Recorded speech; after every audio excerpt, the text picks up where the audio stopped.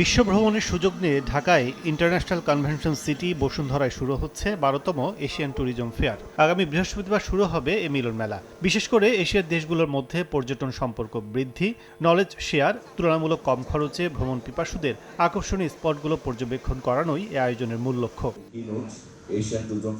সোমবার রাজধানী এক হোটেলে উপলক্ষে সংবাদ সম্মেলন আয়োজন করে পর্যটন বিচিত্রা। এবারের মেলায় থাকবে দেশ বিদেশ ভ্রমণের নানা প্যাকেজ, বিটুবি সেশন ও সাংস্কৃতিক অনুষ্ঠান। পর্যটন শুধু অর্থনৈতিক চালিকা শক্তি নয়, এটি আমাদের সংস্কৃতি, আমাদের ঐতিহ্য, আমাদের জাতীয় পরিচয়ের বাহক।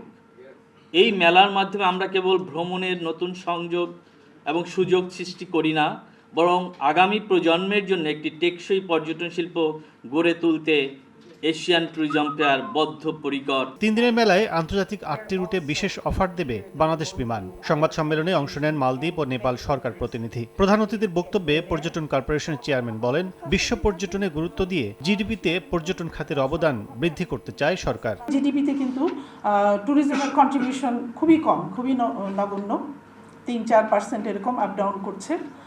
তো আসলে আমাদের আরও এটাকে বাড়ানোর সুযোগ রয়েছে। এশিয়ান ট্যুরিজম ফেয়ার সফল হবে এবং it will be the best platform to promote Bangladesh. ৩ দিনের মেলায় প্রবেশ মূল্য ৩০ টাকা, তবে অনলাইন রেজিস্ট্রেশনে লাগবে না প্রবেশ মূল্য। এছাড়া প্রবেশ কুপনের মাধ্যমে র্যাফেল ড্রতে দর্শনার্থীরা পাবেন এয়ার টিকিট সহ নানা ভ্রমণ ভাউচার। কাজল আব্দুল্লাহ, সময় সংবাদ, ঢাকা।